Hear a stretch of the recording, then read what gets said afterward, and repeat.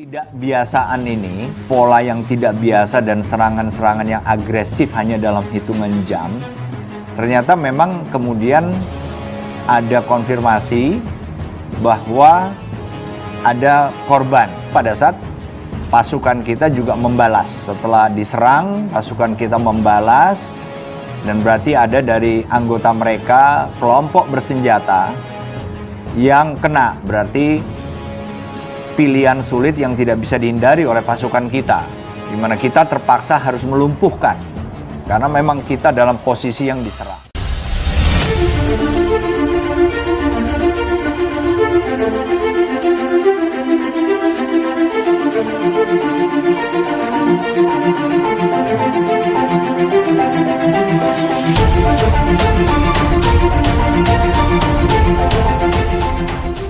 Saat ini militer Indonesia telah memasang 200 rudal jarak jauh berbagai varian di sekitar Selat Kuala Lumpur. Adapun target utama antara lain Gedung Parlemen, Pusat Pemerintah Ahmad Baidowi, Menara Petronas, serta beberapa objek vital lainnya. Peluncuran rudal-rudal tersebut segera dilakukan apabila Malaysia kembali membuat ulah terkait dengan klaim atas warisan tradisional budaya Indonesia maupun pelanggaran teritorial baik disengaja maupun tidak disengaja. Pejabat militer Indonesia menyatakan siap akan membombardir Kuala Lumpur dan menginvasi Malaysia jika negara itu kembali melakukan klaim budaya maupun pelanggaran batas teritorial. Rencana agresi militer dengan sandi Operasi Genyang Malon berada di luas di masyarakat, khususnya mereka yang tinggal di perbatasan Indonesia-Malaysia. Pelanggaran-pelanggaran yang sering dilakukan negara yang mendapat kemerdekaan hadiah dari UK itu telah mendorong kebijakan militer Indonesia menjadi lebih agresif dengan mengandalkan preemptive strike terhadap Malaysia. Untuk mendukung operasi tersebut, militer Indonesia sudah menyiapkan skenario militer, logistik persenjataan, melakukan latihan agresi, serta mempersenjatai milisi di sekitar perbatasan Indonesia-Malaysia. Operasi yang ditujukan untuk memberikan efek jera kepada Malaysia yang selalu membuat ulah tersebut mendapat respon yang baik dari berbagai kalangan domestik maupun internasional. Adapun skenario militer yang bocor di masyarakat sebagai berikut. Bila Malaysia kembali melakukan klaim sepihak baik disengaja ataupun tidak disengaja, maka Indonesia tak perlu mengirimkan nota protes ke pemerintah Malaysia, akan langsung meluncurkan rudal 200 rudal ke jantung kota KL. Prioritas target adalah gedung pemerintahan dan parlemen, stasiun TV dan radio, dan menghancurkan beberapa objek telekomunikasi lainnya seperti internet dan jaringan telepon seluler. Keadaan ini akan mengisolasi KL sehingga militer Indonesia akan memiliki superioritas akibat rusaknya berbagai infrastruktur vital.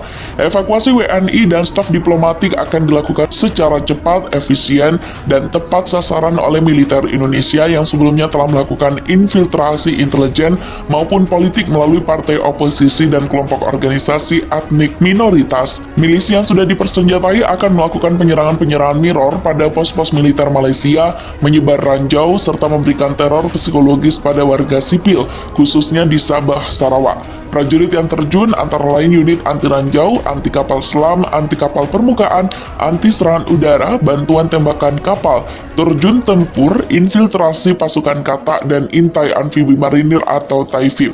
Invasi ini akan melibatkan 10.000 tentara dari berbagai kesatuan, 51 kapal perang atau KRI, 4 Sukhoi TNI AU, serta beberapa persenjataan taktis lainnya. Selain itu, serangan ini juga melibatkan 5 pesawat kasa, 2 Nomad, 5 helikopter, 18 Sukhoi, 4 hovercraft, 32 tank amfibi, 25 truk, serta berbagai senjata strategis lain yang dimiliki TNI AL.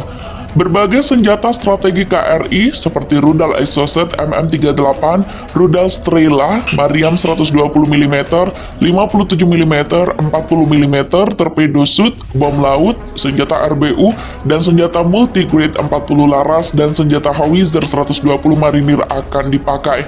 Perang diperkirakan tidak akan berlangsung lama mengingat TDRM tidak memiliki pengalaman perang yang dapat diandalkan. Militer Indonesia akan siap berperang secara gerilya maupun perang terbuka. Operasi Gayang Malon diperkirakan akan menghabiskan waktu maksimal 2 kali 24 jam. 2 pesawat Su-30 dan 5 pesawat F-16 mendapat tugas untuk menghancurkan infrastruktur yang masih tersisa di KL. Misi lainnya adalah untuk menghancurkan pangkalan militer Malaysia dan berbagai instalasi pendukung. Sementara itu, 2 pesawat Su-27 dan 2 pesawat F-16 akan membumi hanguskan wilayah Sabah dan Sarawak. Keunggulan Indonesia atas matra udara, darat, dan laut akan memuluskan rencana invasi secara efisien tanpa mendapatkan perlawanan berarti dari TDRM.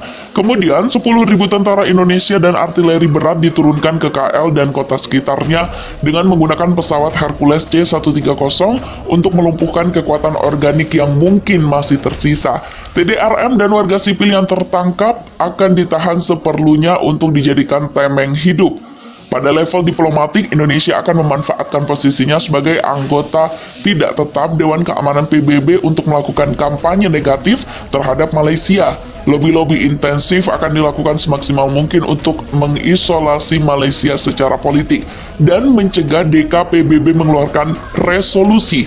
Beberapa konflik internasional akan dieksploitasi untuk mengalihkan perhatian dunia internasional. Kelihayan diplomat Indonesia yang terbukti handal serta memiliki jam tayang pengalaman diplomasi internasional yang panjang diyakini tidak akan mendapatkan kesulitan untuk mengatasi serangan diplomat Malaysia yang dikenal tidak pandai berdiplomasi.